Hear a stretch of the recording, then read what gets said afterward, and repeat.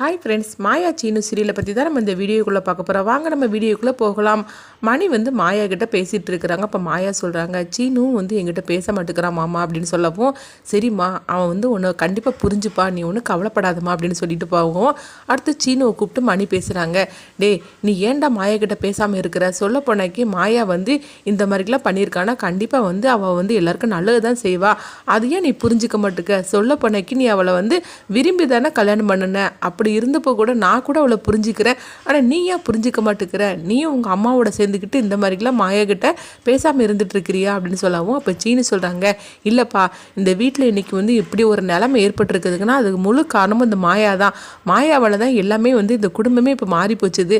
சொல்ல போனாக்கி அத்தை மாமாவும் இப்போ வரைக்கும் பேச மாட்டேங்கிறாங்க. அத்தை மாமாவும் இத்தனை வருஷத்தில் அவங்களுக்குள்ள ஒரு சண்டை கூட வந்தது கிடையாது. மாமாவை மீறி அவங்க பேசுனது கூட கிடையாது அத்தை. ஆனால் நேற்றுக்கு என்ன நடந்துச்சு தெரியுமா அப்படின்னு சொல்லிட்டு நேற்றுக்கு வந்து அவங்க ஜானகி பேசுனது, ரகுராமகிட்ட பேசுனது எல்லாத்தையும் சீனு வந்து அவங்க அப்பா மணிக்கிட்ட சொல்லவும், இதை கேட்டுட்டு மணி சொல்கிறாங்க, இல்லை ஜானகிக்கு வந்து ஏதோ தெரிஞ்சிருக்குது, அதனால தான் மாயாவுக்கு சப்போர்ட் பண்ணி பேசிகிட்டு இருக்கிறாங்க. ஆனால் ரகுராமுக்கு வந்து தெரியாமல் இருக்கனால தான் அவர் வந்து இந்த மாதிரிக்கு மாயா மேலே கோவத்தோடு இருந்துட்டு இருக்கிறாரு. ஆனால் நீ வந்து மாயாவை புரிஞ்சுக்கிட வேண்டாமா? மாயாவும் நீயும் எந்த அளவுக்கு லவ் பண்ணினீங்க, நீ கடைசியில் வந்து உங்கள் அம்மா மாதிரிக்கு நீ செய்துட்டியே. நான் சொல்கிறது கேளு, மாயா மேலே எந்த தப்புமே கிடையாது. மாயா ஏதோ ஒரு காரணத்துக்காக தான் இதெல்லாம் செய்திருக்கிறா. அதனால் நீ மாயா கிட்ட பேசு, நீங்கள் ரெண்டு பேரும் சேர்ந்து வாழுங்க அப்படின்னு சொல்லும் போது, அப்பா நீங்கள் அது மட்டும் சொல்லாதீங்க, அப்படி மட்டும் நீங்கள் ஆசைப்படவே செய்திடாதீங்க. எனக்கு வந்து அவன் மேலே வெறுப்பு வந்தது தான். அவள் என்ன செய்தாலும் சரி தான், அவள் செய்த தப்பு தான்.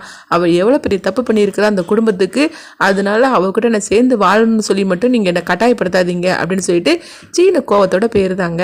அடுத்து மணி நினைக்கிறாங்க, இதுக்கெல்லாம் வந்து ஒரு முடிவு கட்டணும்னா நம்ம அம்மாவோட மட்டும்தான் முடியும் அப்படின்னு சொல்லிட்டு அவங்க அம்மாவான அந்த பாட்டிக்கு வந்து அவங்க ஃபோன் பண்ணுறாங்க. பாட்டியும் பார்த்தோம்னா அவங்க கிளம்பி வராங்க. வந்ததுமே மணிக்கிட்ட கேட்குறாங்க, என்னடா என்ன அவசரமாக வர சொன்ன, என்ன விஷயம் அப்படிங்கும்போது அப்போ அங்கே நடந்ததெல்லாம் சொல்லிட்டு இருக்கிறாங்க. அம்மா நீ தான் எப்படியா இந்த குடும்பத்தை ஒன்று சேர்த்து வைக்கணும் அப்படின்னு சொல்லவும், சரிடா கவலைப்படாத, என்கிட்ட ஒப்படைச்சிட்டேலாம் நான் பார்த்துக்கிடுது அப்படிங்கிறாங்க. அடுத்து பார்த்தோம்னா ரகுராம் கிட்ட வந்து பாட்டி சொல்கிறாங்க, ரகுராம், எங்கள் ஊர் கோவிலில் வந்து திருவிழா வருது. சொல்ல போனாக்கி உன் தங்கச்சியை கல்யாணம் பண்ணிக்கிட்டதுக்கு அப்புறமா உன் தங்கச்சியும் சரி என் மகனும் சரி அந்த கோயிலுக்கு வரவே இல்லை. ஆனால் இப்போ மாதிரி வந்து அவங்க வரணும். என் பேரனுக்கு இப்போ தான் கல்யாணம் முடிஞ்சிருக்குது, அதனால் நீங்கள் எல்லோரும் அங்கே வரணும். ஏற்கனவே குடும்பத்தில் பல பிரச்சனைகள் ஏற்பட்டுட்டு இருக்குது. அங்கே வந்தீங்கன்னா எல்லா பிரச்சனைக்கும் ஒரு தீர்வு கிடைக்கும் அப்படின்னு சொல்லவும், அப்போ ரகுராம் சொல்கிறாங்க, அத்தை நீங்கள் சொல்கிறதெல்லாம் சரி தான், நீங்கள் இந்த வீட்டிலேருந்து யாருனாலும் அழைச்சிட்டு போங்க, ஆனால் நான் வரலை அப்படிங்கிறாங்க. என்ன இந்த மாதிரிக்கு பேசிகிட்டு இருக்கிற, நீ வந்தால் தானே எல்லாருமே வருவாங்க அப்படிங்கும்போது, இல்லை அப்படிலாம் ஒன்றும் கிடையாது, எனக்கு மனசு சரியில்லை, அதனால் நான் வரல, நீங்கள் மற்ற எல்லாரையும் கூட்டிகிட்டு போங்க அப்படிங்கப்போ உடனே வந்து பாட்டி சொல்கிறாங்க, சரி அவங்க தான் வரமாட்டேன்னு சொல்கிறாங்க, நீங்களாம் கிளம்பு தான் வரணும் அப்படிங்கும்போது அப்போ மாயாக்கிட்டே சீனுக்கிட்டே சொல்லவும், இப்போ சீனும் சொல்கிறாங்க, இல்லை பாட்டி நான் வரல அப்படிங்கிறாங்க. டேய், உனக்கு தானே இப்போ கல்யாணம் ஆகிருக்குது, சொல்ல போனக்கு நீயும் மாயாவும் தனம் கார்த்தி நீங்கள் 4 பேர் வந்து தான் ஆகணும் அப்படின்னு சொல்லவும், உடனே வந்து ஜானகி சொல்கிறாங்க, ஆமாம் சீனு நான் சொல்கிறது கேளு, பாட்டி சொல்கிறாங்க ஏதாவது ஒரு காரணம் இருக்கும், அதனால் நீங்கள் எல்லோரும் கிளம்பி போங்க அப்படிங்கவும், இதை பார்த்துட்டு பத்மா வந்து கோவத்தோட பார்வதியை திட்டிகிட்டு இருக்கிறாங்க. இந்த கிளவிக்கு வர வேலையே கிடையாது, வந்தாக்கி ஏதாவது ஒன்று செய்துக்கிட்டு இருக்கோம்.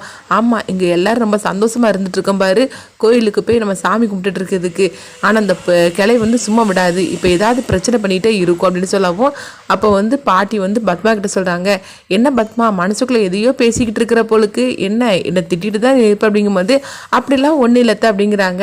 என் பேரனையும் பேத்தியும் நான் கோயிலுக்கு கூட்டிகிட்டு போகிறது தான், எல்லோரும் கிளம்புங்க அப்படின்னு சொல்லவும், உடனே வந்து மணி வந்து கேட்குறாங்க, என்னம்மா ஏதோ ஒரு திட்டத்தை போட்டுட்ட போலுக்கு அப்படிங்கும்போது, ஆமாண்டா இப்போ அங்கே கோயிலுக்கு கூட்டிகிட்டு போய் இவங்களை எப்படியாவது ஒன்று சேர்த்து வைக்கணும் அப்படின்னு சொல்லவும் மணியும் சந்தோஷப்பட்டுட்டு இருக்கிறாங்க. அடுத்து பார்த்தோம்னா சீனு மாயா பாட்டி எல்லாருமே வந்து அங்கே ஊர் கோயிலுக்கு வராங்க.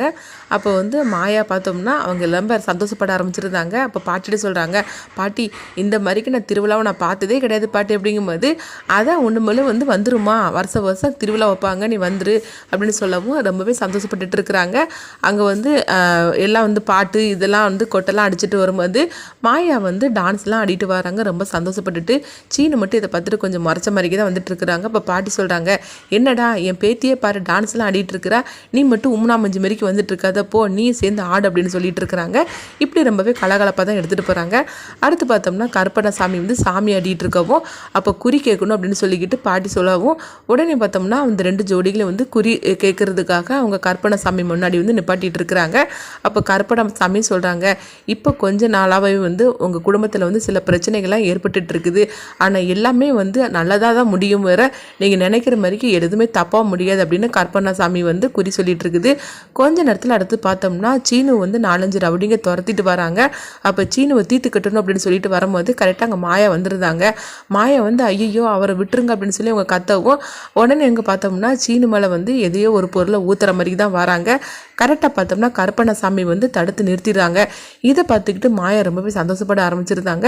கருப்பண்ணசாமி இந்த ரவுடிங்க எல்லாத்தையும் மட்டும் அடிச்சுக்கிட்டு சீனுவையும் மாயாவையும் காப்பாற்றுறாங்க. உடனே சீனு மாயாவும் 2 பேரும் சேர்ந்து கருப்பண்ணசாமிக்கு வந்து ரொம்பவே நன்றி சொல்கிறாங்க. இந்த மாதிரி தான் இந்த ப்ரோமோ எடுத்துகிட்டு போகிறாங்க. 2 பேரும் வந்து கிராமத்து கோயிலுக்கு வந்திருக்கிறாங்க. இங்கே வந்ததுக்கு அப்புறமாவது மாயா மேலே எந்த தப்பு இல்லைன்னு சொல்லிட்டு சீனு வந்து அவங்க வந்து மனசை மாற்றிப்பாங்களா? அடுத்து அந்த கதை என்ன மாதிரி கொண்டுட்டு போனால் நல்லாயிருக்கும் அப்படின்னு சொல்லி நினச்சிங்கன்னா உங்கள் கருத்துக்களை கமெண்ட் பாக்ஸில் கமெண்ட் பண்ணுங்கள்.